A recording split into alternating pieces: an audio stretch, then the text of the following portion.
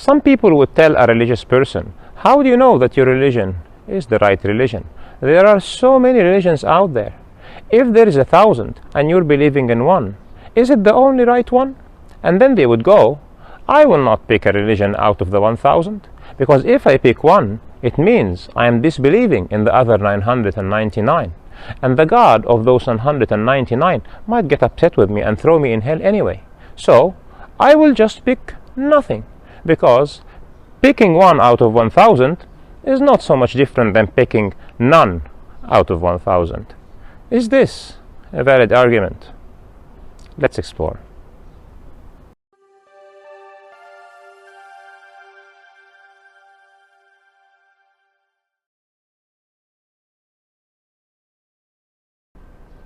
Good day, everyone.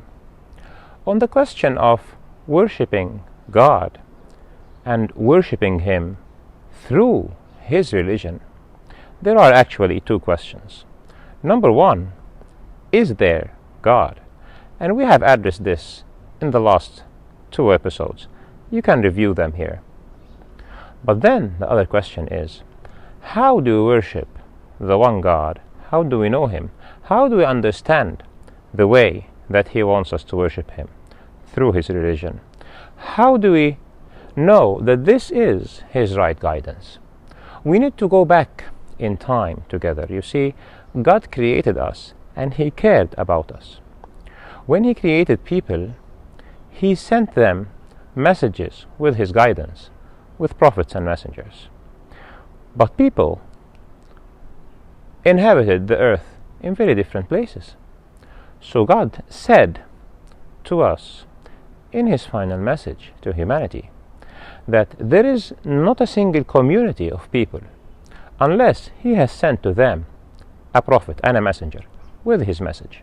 So picture this, 3,000 or 4,000 years ago, there were people living in China, in India, in Egypt, in Europe, in Africa. Each of those people, each community of them, God has sent them a messenger. What will the messenger tell them? He will tell them there is only one God. He will speak to them in their own language.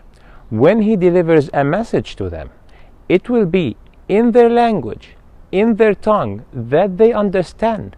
The messenger is a person from them. So at a single point of time, there are religions in the forests of Africa, there are religions in the Sahara, there are religions in North Africa, in Levant, in the deserts of Arabia, in China and in India and in Europe. There are even messengers sent to Indians in the Americas, regardless that we did not know that they even existed. But they existed, and God knew that they existed. So at any single point of time, there are hundreds or maybe thousands of messengers across the globe. But it is just the same God. If you are in Africa among your people and you're worshipping God using the message that He sent to the African people, you are worshipping God. You will go to paradise. And if you misbehave and disobey and act against His guidance, you are going to be punished. If you totally disbelieve, you are going to hell. So if somebody in Africa travels to China and finds them worshipping God using a different religion that has come to them on a person who is Chinese in the Chinese language, he cannot tell them you are not worshipping God, because it is just the same God.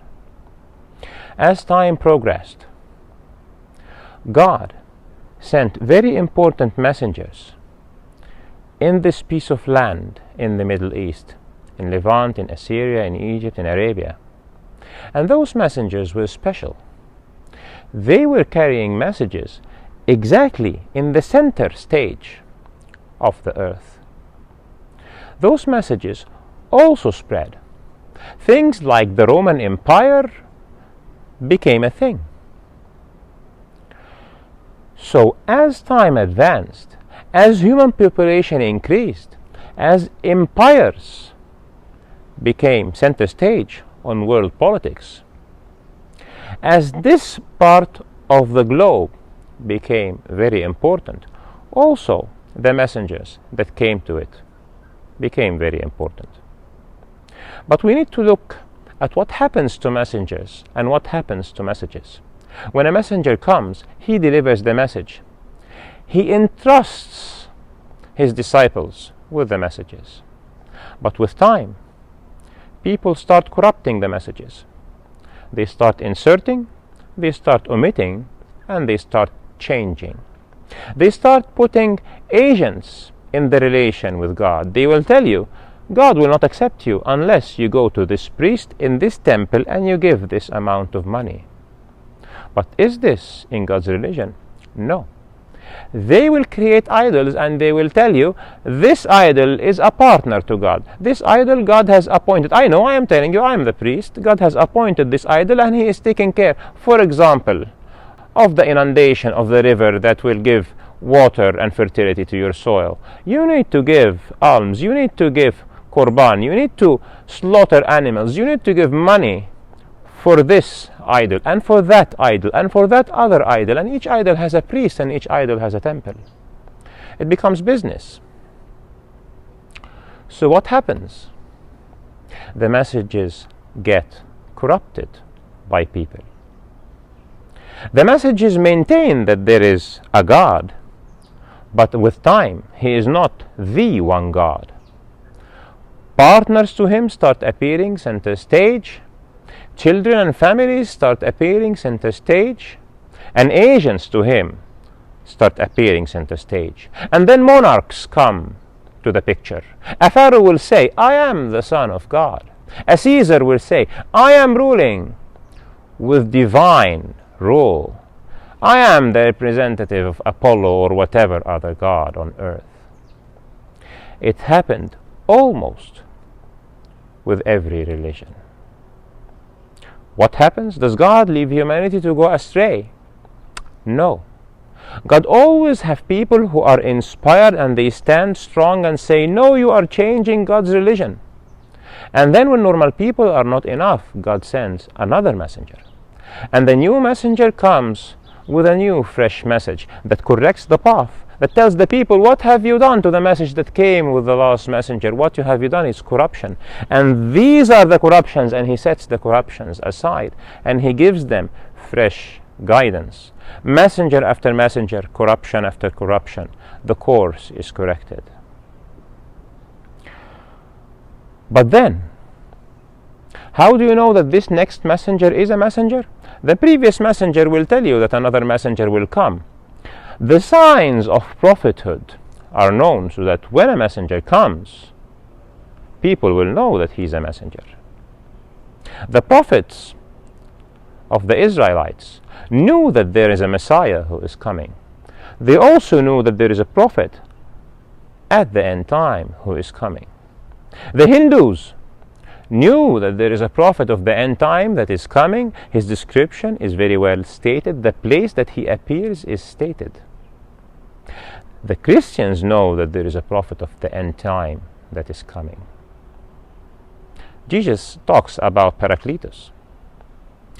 Almost in every religion, you know what is the sign of the prophets, and you know that there is a final prophet. Why? Because there is a final message. And when a message is the final message, when a message is the last one that will come, which means that no more messengers will come, then God must vow to protect and preserve this message. It's not like must because it is something that we oblige him to do.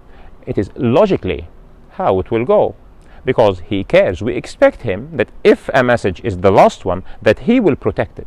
And this is exactly what he did with the last message. He vowed that he will protect it.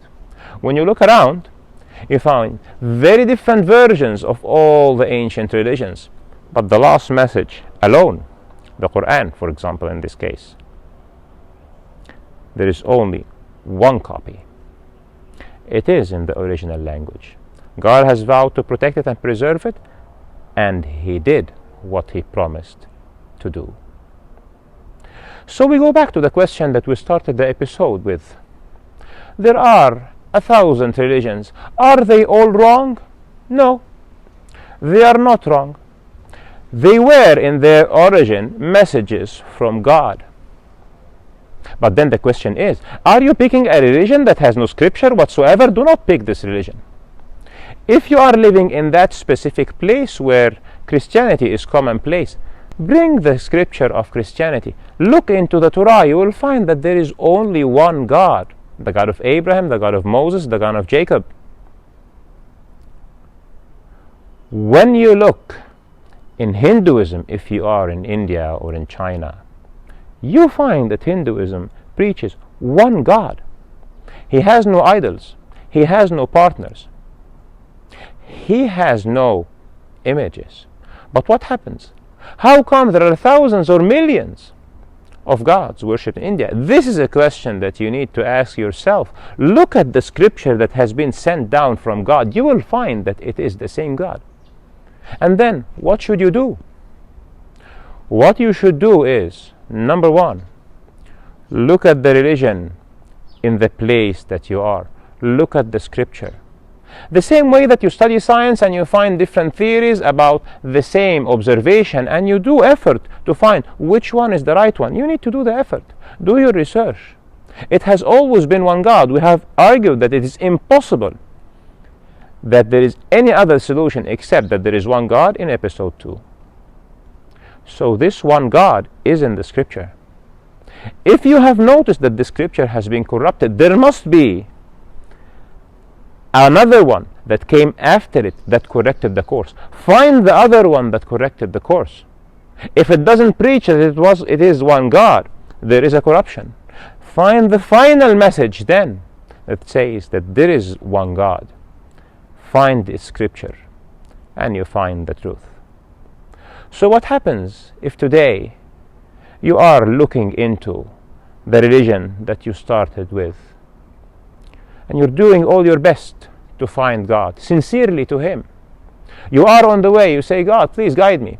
Please show me the way to you. But your life ends. Your life ends on the way. You did not find the ultimate truth, but you were on the way. I give you the good news. God will accept you. God will take you to heaven. Why? Because you wanted sincerely to worship the one God.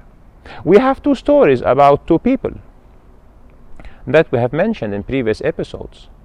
One of them wanted to find God, and he was a Magi. He found the prophet and he became one of his followers. And the other one wanted to find God, but he was living among pagans, and he died before the prophet came. But when the prophet came, he said that God accepted him. He's a nation on his own. So what shall you do? It's not very difficult.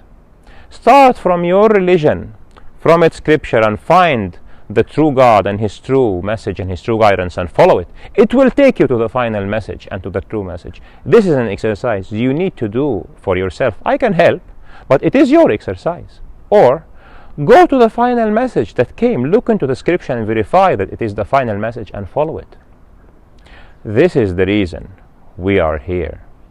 Since when did endeavors fend humans off?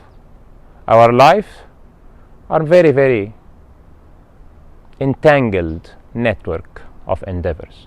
This is the central one. This is the purpose of life. So don't take your endeavor easy. Start the way, start the road today.